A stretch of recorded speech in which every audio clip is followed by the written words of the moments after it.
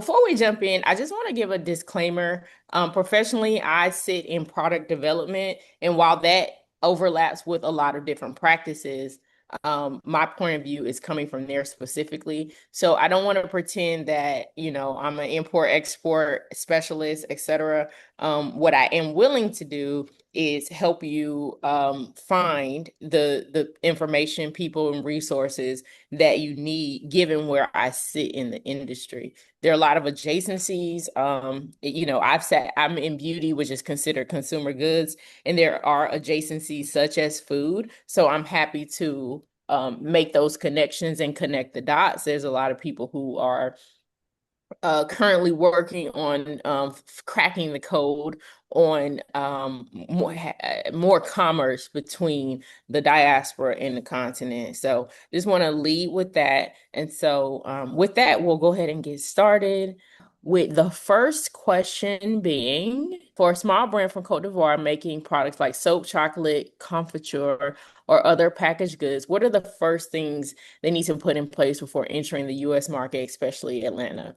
What I want to start with by saying that, the United States is not a mythical place, right? Where things happen differently from how they should happen in general.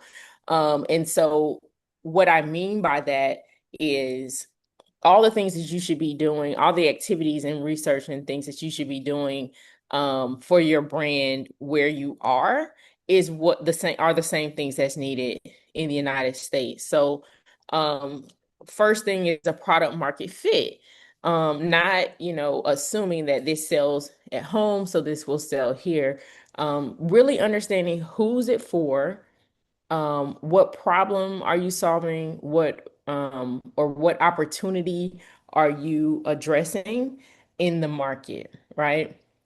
Additionally, understanding who your competitors are in the market, even though, we are speaking, we're here under the umbrella of the Georgia Ivorian Chamber of Commerce, looking big picture at the United States as a whole, you need to understand the competitive landscape as well. And those aren't things that are any different or unique from what a company that's looking to launch in the States would do. Secondly, you need to be mindful of regulatory requirements. If you're in the food space, that's the U.S. Food and Drug Administration or the FDA. If you are a beauty consumer goods business, you fall under that umbrella as well. Specifically for beauty brands, there's MOCRA, which are new requirements, which you probably would not fall under. I believe the minimum threshold for MOCRA regulatory um, requirements start at $1 million. But I would absolutely encourage you to, find partners and develop your products as though that's the direction that you're headed. And what MOCRA um, stands for is the Modernization of Cosmetics Regulatory Act of, I want to say, 2022. And that was the first time, this is the first time that the FDA has um, revisited the regulations around consumer goods and beauty. Um, if you skip these things, you risk getting blocked at custom or pulled from the shelves, once you are A, coming in the United States with FDA, but B, if you make it to retail shelves, you have to be compliant, right? And then additionally, there's another layer of compliance from retailers. So depending on where you go, whether it's what's called big box retail or discount retail, that's going to be like your Walmart, Target, Costco, where you can buy in wholesale, or your Masstige, which is going to be things like Ulta, Sephora, or Prestige. I would say like a Blue Mercury, and other like Nordstrom's and things of that nature. Those Most of those companies and retailers have their own set of requirements for selling um, at their companies as well. Secondly, you want to have shelf-ready packaging, making sure your labeling is in English, or if not, just translate it as well. One understanding the packaging truly matching the product itself, and that it's up to par visually with what you see on shelf. I would go a step further to say that it when you are considering retail, you have to consider things like um, eye scanning and what people look for, what stands out on the shelf. So truly understanding the competitive market, knowing what's on shelf when you make it to retail, how do you pop and how do you differentiate, right? And that comes with understanding your competitive landscape. So, if you are thorough in that step, how you stand out against your competition won't be as challenging, right? And then there's supply chain clarity, right? Um, if you, and I'm just going to focus on retailing on shelf right now because that's what matters. If you're doing D2C, you can kind of move at your own pace. But if you find yourselves on the shelves in retail, you have to be mindful of demand planning, um, planning for production so that your retail partners are never without inventory, that you're timing the lead times of your raw materials, your packaging, your production, and your shipping, that you are planning ahead for that. So things are in a constant flow of supply to your retail destinations. When that's not the case, that does come with there are fees associated that retailers do penalize you for not delivering OTIF, OTIF, which means on time and in full. So it has to be on time and full orders, or there will be consequences for that. And then your basic business setup in terms of being an importer, exporter, or partner to the US, pricing in a way that accounts for duty, shipping, margin, etc. If those five things aren't right, nothing else matters. So I'll go back over those real quick. Product market fit for the US, regulatory readiness, shelf ready packaging. I will add to shelf ready e-commerce friendly packaging as well. Supply chain clarity and basic business setup for the US. The next question, let me pause and see if there are any questions there. Okay. The next question that was sent over was when bringing an African product into the American market, what matters most? Packaging, pricing, branding, compliance, or understanding the customer first? So I think I kind of answered that in with the first question. It's your product market fit always, right? The customer is first. If you cannot clearly identify who your product is for, how those individuals, how those different archetypes, the different types of customers you have, how they can relate to your product, what would encourage purchase. If you haven't figured that out, you don't have anything worth moving on, right? Positioning, what makes it special? That I would say that after I truly or clearly identifying your customer, the reason to believe, why would this, now that your customer, your target customer is aware of you, what makes them or what compels them to buy your product over what's already out there? That's especially significant as you're entering a new market. It's not going to be easy or cheap or quick, right? So making sure those things are tight beforehand are always important. Thirdly, compliance. We talked about that as far as regulatory, then packaging, then pricing. So in order of importance, for my opinion, it's going to be customer positioning, compliance, packaging, and then pricing, right?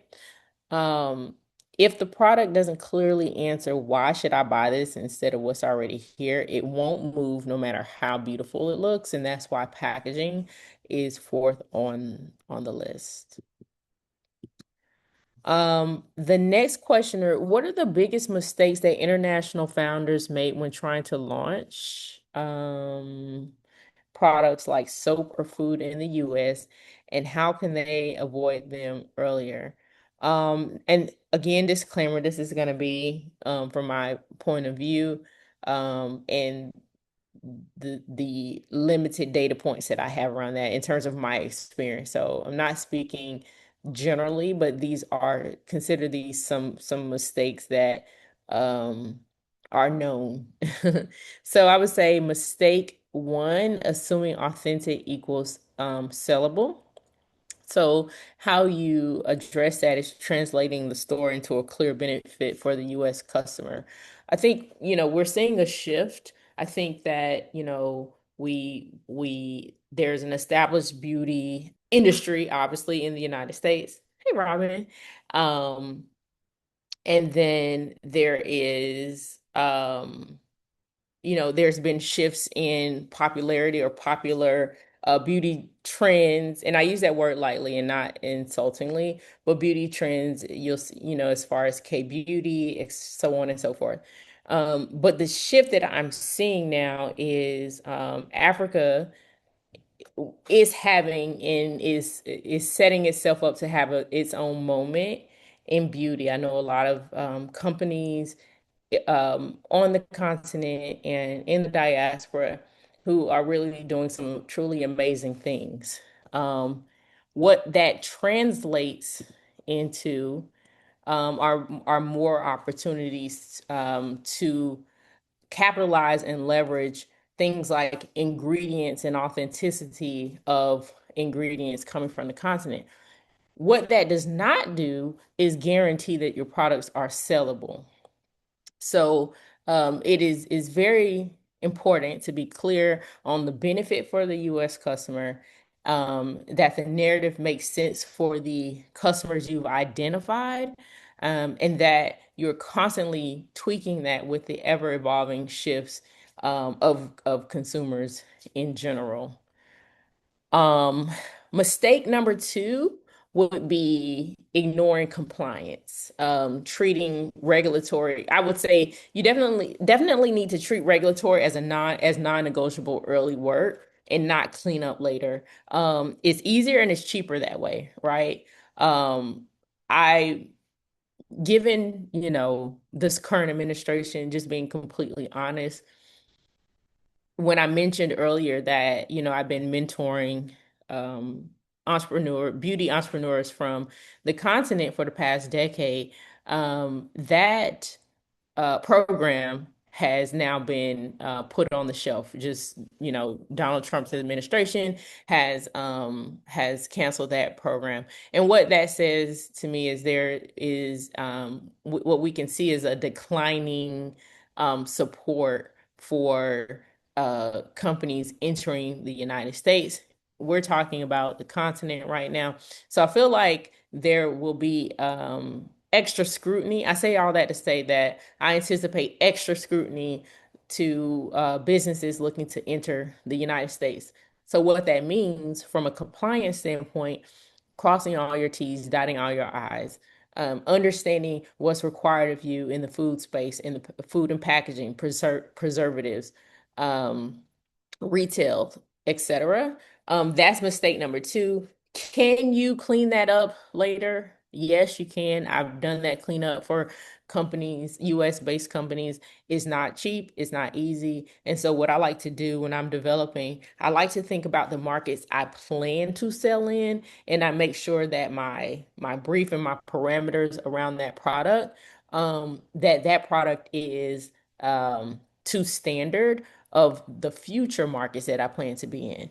Now, there is a cost to doing that, right? So you have to do that in moderation and what works for you. So maybe you don't plan to be compliant in three companies at once. Maybe you um, identify the next country that you would like to grow into, and then you develop around those parameters as well. So there are ways to be mindful and plan down the road um, at scale or according to your budget. Mistake number three, I would say, would be overproducing too early. Definitely start small, and validate the demand first. Um, there are, once you decide if you are going to um, complete your finished, if your finished good will be completed in your country, or if you will bring it in partially complete and finish your finished good in the United States as it relates to just, the different fees and taxes and tariffs and things that you may avoid or run into from one decision to the other. Definitely starting small, finding manufacturers that can do small runs, that can honor low MOQs or minimum order quantities. Um, those quantities may be dictated by the manufacturers that you find, but they should also take into account what your commerce plan is in the US. If it's D2C, um, online, then you should plan for that demand. If it's, you found small retail partners, you need to plan for what they'll need, how many stores or doors, as we call it, how many doors they have, how quickly you anticipate products to sell through or sell out. But really putting a plan together so that you're not overproducing too early. What happens there is, you have product with nowhere to go, and you may need to liquidate that at discounted rates, which is not, a terrible thing at a certain maturity of your brand or product. But that's not something that you want to be faced with so early on as you enter a new market. Um, Mistake number four, I would say, would be pricing wrong, either pricing too low, so you don't have much margin after you account for importing costs, or pricing too high that there's no demand. So bills are pricing backwards from your retail realities if you are selling primarily online and the costs associated with that. If you are sending your product to Amazon, or you found some sort of retail partnership, or even if you're doing wholesale to the United States, there are some companies that you can sell your products to wholesale. One being Fair Wholesale, and I'll drop that link in the comments. So just working backwards from your planned destination and all the touch points, the labor, the touch points, and the points that you need to calculate in additional costs. And then the fifth mistake I would say is no clear channel strategy. Pick one entry path, um, learn that one, master it, and then move on to the next. So if that's D2C, online D2C, if that is you in person, at festivals and selling, at booths, the spring and summer are great times in the United States to come and set up a table for a few $100s, sometimes even free, and sell your product, talk to people, and get real time feedback. So being clear about your channel strategy. So just to review that really quick, the mistakes in order, I would say, are assuming that authentic means sellable, ignoring compliance, overproducing too early, pricing either too low or too high, and then no clear channel strategy. We're going to move to question 4. How can a Cote d'Ivoire brand keep its cultural identity and authenticity while still making the product attractive and market ready for US consumers? So this is where I have to just disclaimer, I'm a product person. So I'm going to answer this from a product perspective, but there's absolutely a marketing answer to this as well. And they do they do work together. But this is truly from a product perspective. How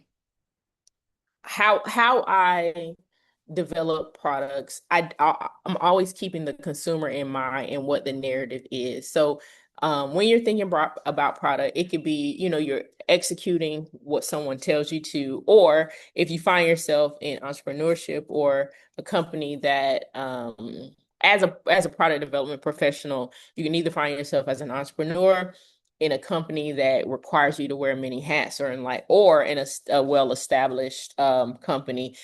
And in a well-established company, you are given your task and you complete those tasks with very narrow scope. But as an entrepreneur or in a small company, you have to put on multiple hats. So my advice to you here is a blend of, it's multidisciplinary, right? So in terms of keeping your cultural identity and authenticity, I would say that as I mentioned before, um you various countries on the continent, and I want to say, and I believe the continent itself is setting up to have a moment.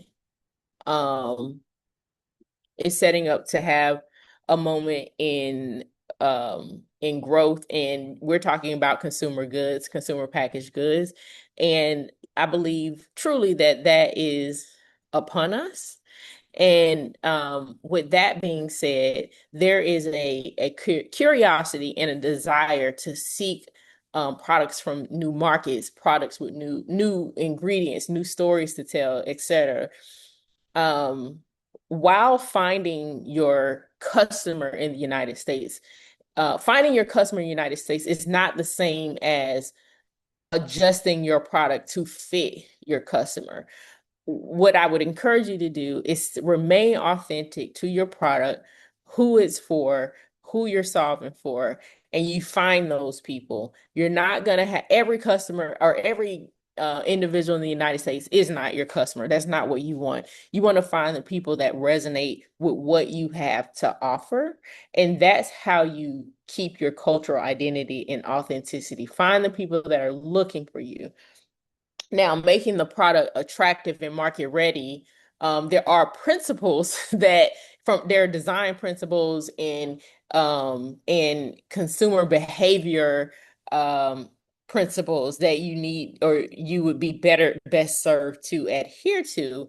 But I believe that you can successfully do all of those things in the confines of staying true to your product and the market fit and who it will resonate with. So I encourage you not to adjust your product to fit US consumers, but find the consumers that are looking for your product. And they may not be actively looking, they may not know that they need your product yet, but your goal is to find them and then let them know why they need your product. I want to say that it was Henry Ford that said something about if he during the time that he invented the his version of the vehicle, if you had asked consumers what they wanted, they would have just said a faster horse, right? So meeting people at their need, whether they know it or not, is the best way to keep your cultural identity and authenticity. Do not water down your story as a founder. You do not water down your origin stories and how you came to be. Do not water down or change your ingredients because that is what makes you unique in this market and in the world, in my humble opinion. Do not change those things.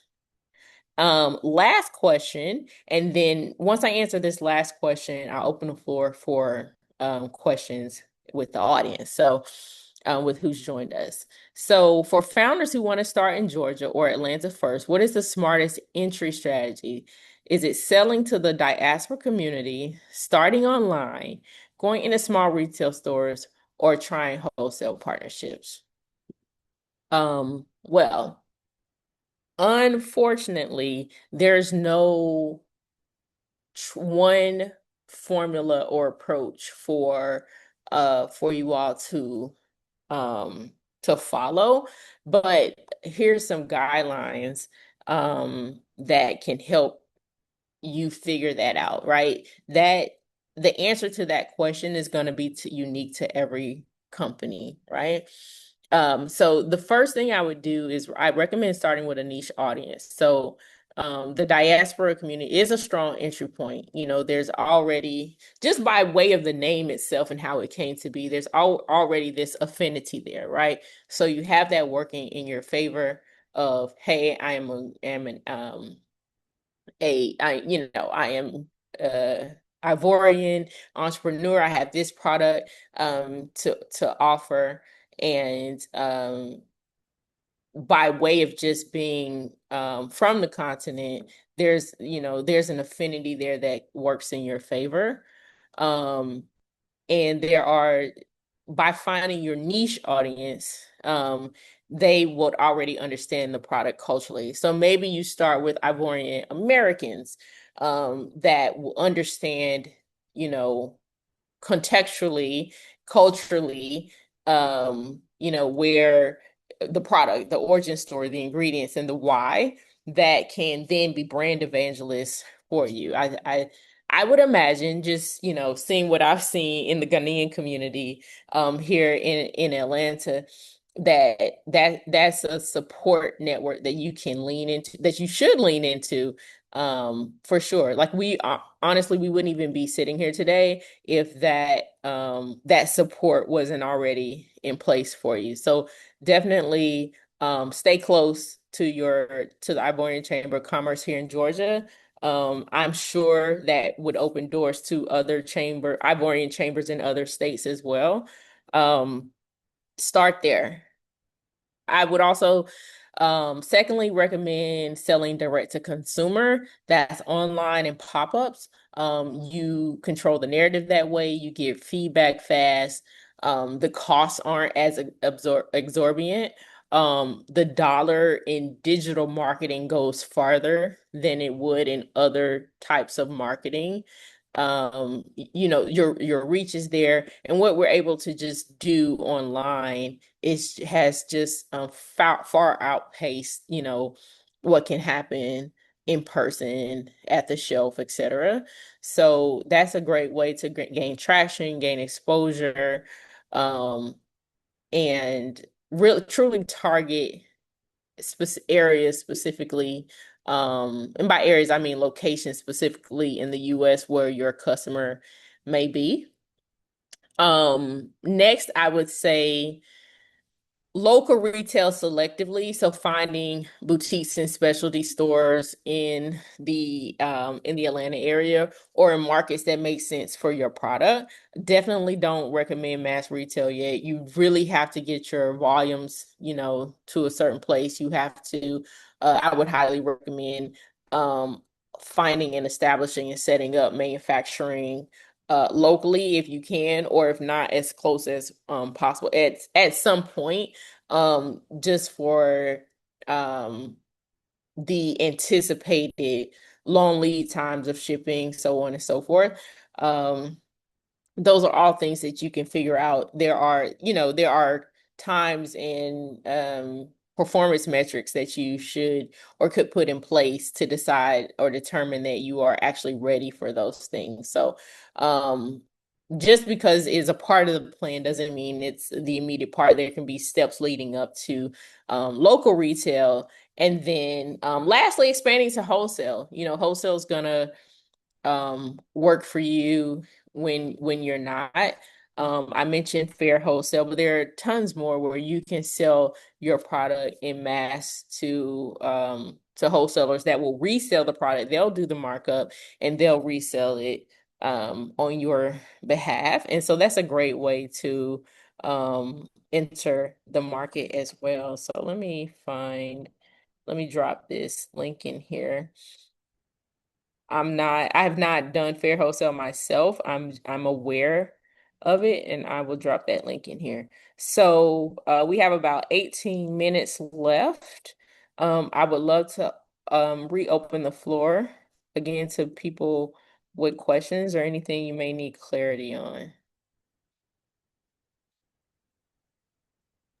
Thank you for all the answers. It was very helpful. And I think you answered most of it. So if somebody is already here in Georgia and already have a product in Georgia, so that would be kind of the same guideline that you just gave. Sorry, there you go. There's the right URL. Um, so Jeanette, let me ask you this, for the sake of conversation.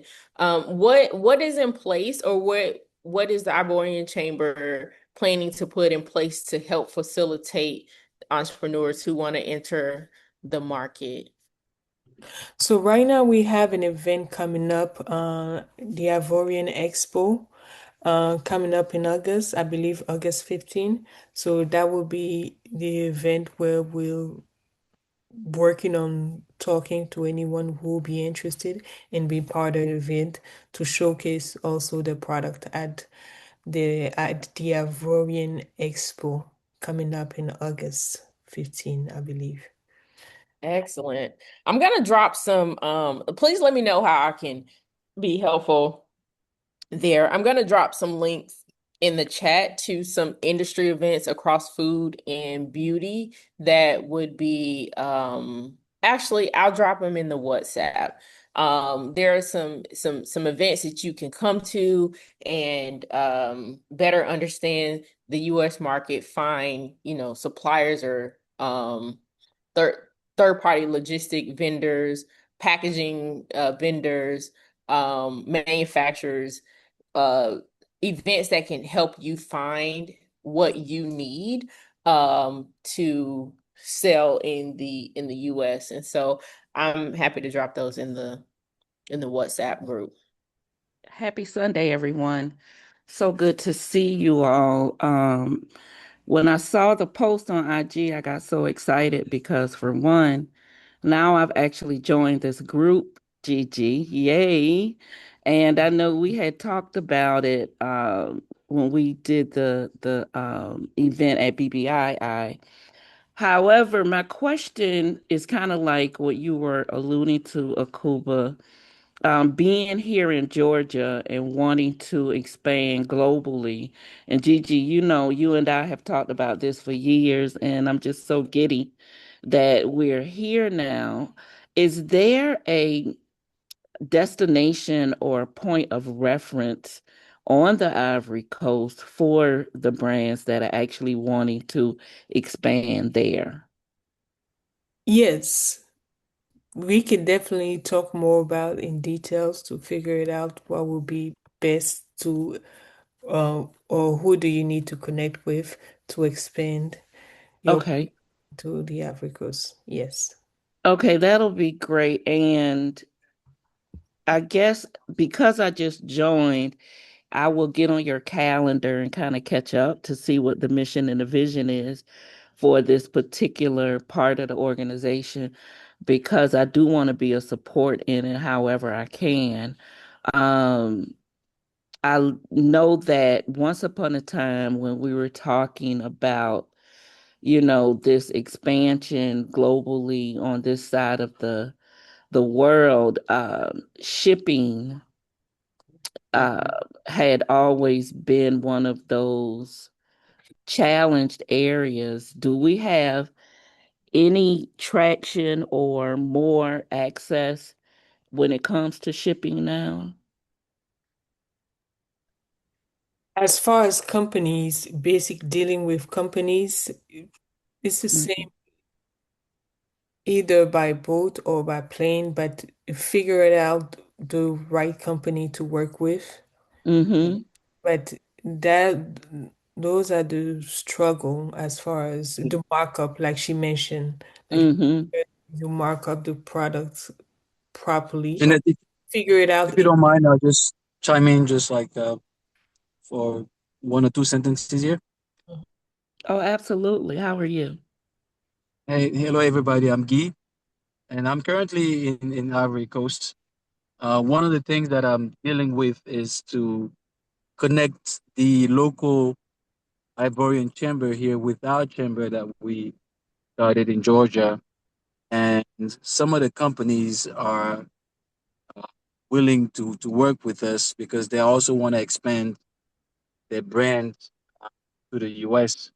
So it's the current talking point that I'm having here with the local enterprises. And hopefully sooner or later we'll get a list of companies that can provide logistics and some of the products that we can have shipped to Atlanta, to Georgia. So it's the current working, it's a work in process at the moment. Okay. Okay. I just dropped a company a link in the WhatsApp, Everlasting Love Fulfillment.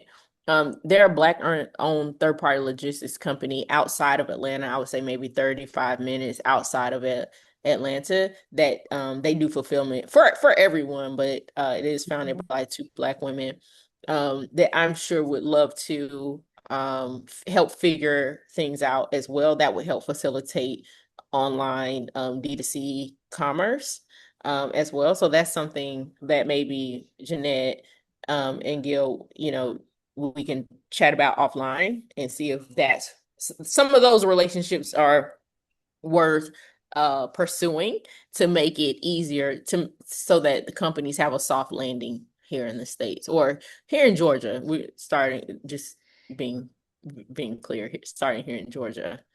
There was a question in the WhatsApp from Victoria. Do you have any advice for finding angel investors for Ivorian businesses? Uh, I can say that I know a small handful of individuals who fundraise. I know a small handful of individuals who do or raise funds, right, for companies and businesses, and then individuals who have been angel investors. It is going to depend on the type of company, right?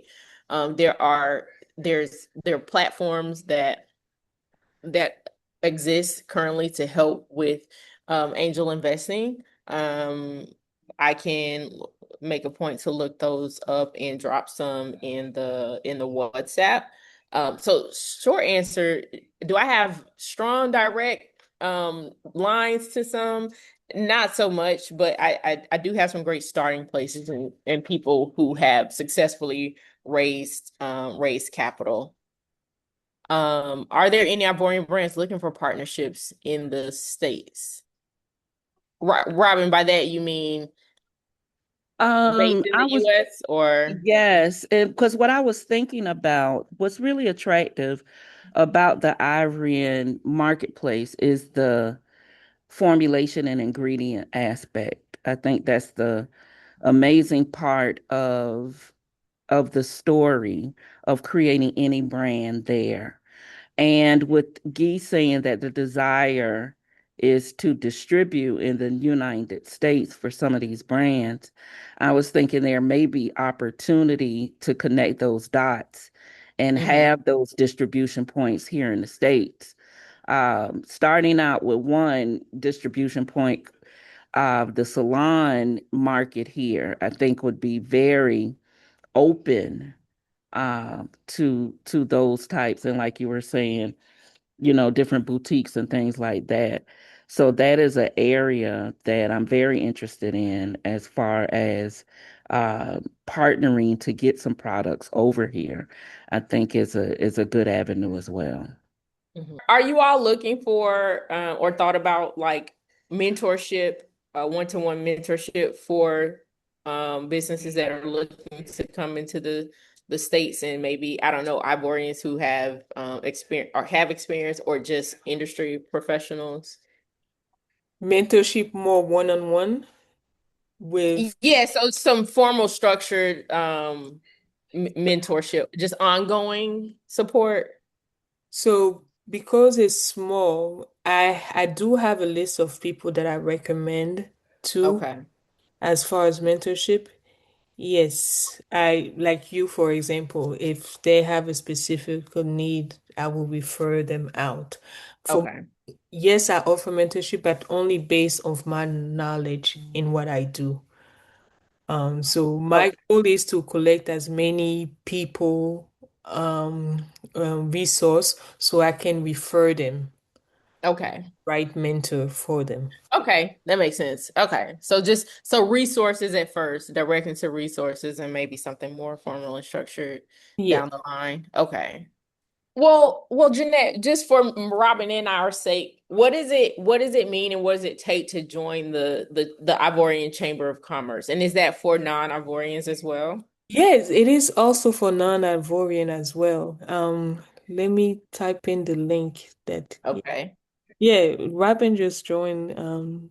Yeah, we provide resource for anyone who wants to Okay. learn And more. and sorry, let me pause just for the group. For those of you all who have specifically hair care products, I've known Robin for years now. I consider Robin a mentor.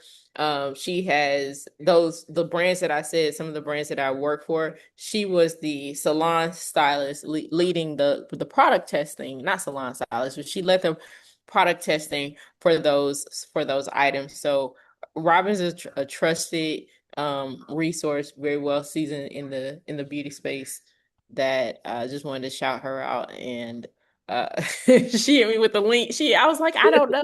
I don't know. It's through the chamber.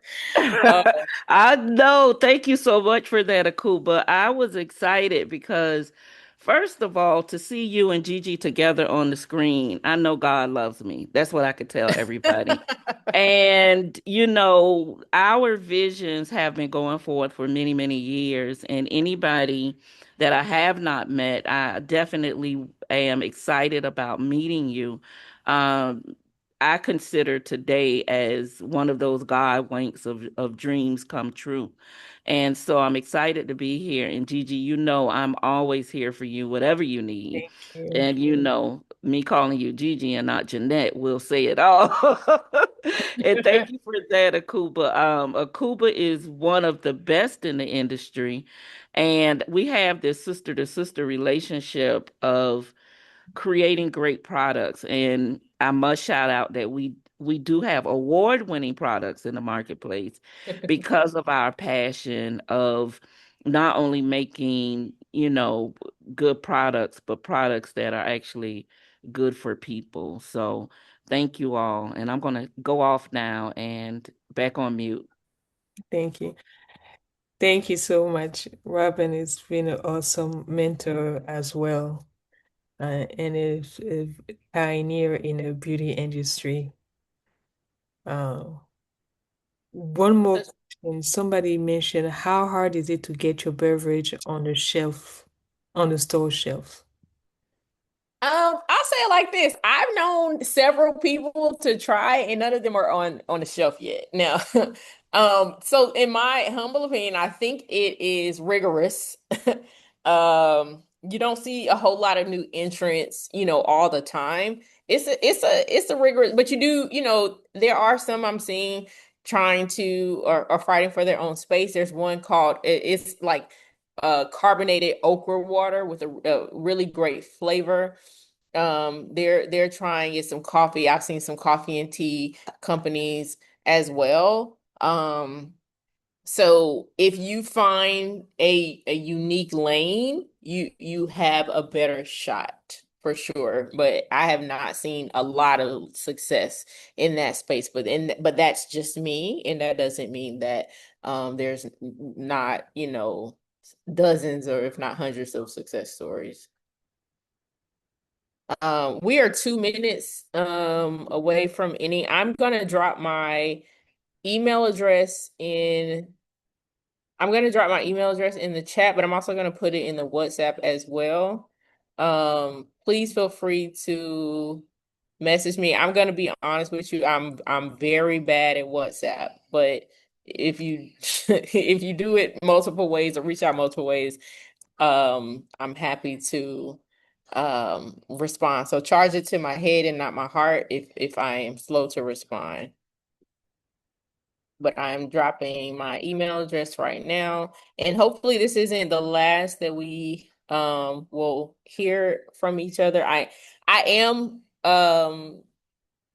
interested and committed to unlocking and figuring this out specifically for West Africa first. And so from a regulatory standpoint, from resources, etc., I definitely, want to see the region win. So I'm happy to, connect the dots and be a resource as much as possible. So I'm also gonna drop my email, and I have a scheduling link as well, so you all can schedule time to speak if you want to continue the conversation.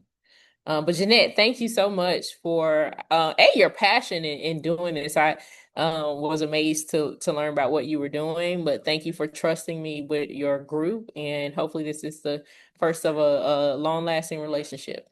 Thank you so much. And thank you for making time to be available on a Sunday afternoon as well. Oh, it's my pleasure. I was sitting in the garden when you called, and I was like, "Oh yes." So I'm gonna go back to working in the garden, and hopefully you all enjoy what's left of. I know it's night there, maybe at least what 9, 10. 7 o'clock, Oh, it's just 4 hours difference. I think 7 p.m. right now. Okay. Yeah. Well, enjoy the rest of your Sunday. I'm going to continue to drop resources in the It's 5 hours. 5 hours? Oh, it's 8 o'clock. okay, so it's 8. Okay, okay. Yeah, I'll continue to drop links and resources in the WhatsApp. And if you haven't joined the WhatsApp, please do. And enjoy the rest of your day. Thank Jeanette, I'll stay on if you just want to recap or anything. Yes, no problem. And Okay. the link also to the angel investment information into the WhatsApp link, that would be helpful. Oh, okay, okay. Thank you, Robin. I'll reach out to you to give you more in-depth details of some of the questions you asked me, because I need to ask you Right. some specific question to have a better understanding and how it work for you.